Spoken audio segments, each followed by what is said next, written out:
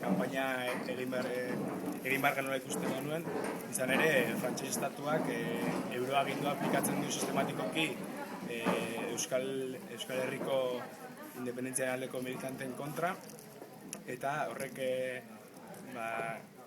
ez du albidetzen gure militantzia, ez? Horregatik euroaginduaren kontrako dinamika ezinbesteko ikusten genuen. Ze pentsatuta kasu egitea hemen, edo noiz arte, edo zelburuarekin, pixkat hori azaltzen baina zuen?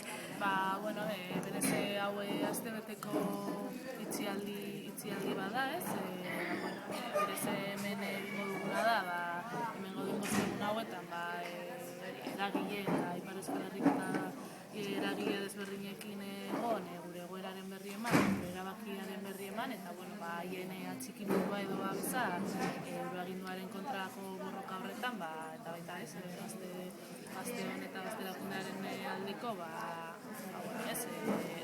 atxikimendu hori edo ematea ez, eta gero horretarako hemen egongo gara boste egun hauetan, era publikoan ez, jendea etorri dadila, eta hori ez, bere atxikimendua eman diezaiola borroka hori edo ez, gero daude adibidez larun bateko kantaldia, talde desberdin asko eta etorriko diren, eta izango dena ekitaldirik masiboena edo ez, baina aste guztian zehar, eragile desberdinak eta baita jendarte osoaren atxikimendua edo babesa bilatu nahi da.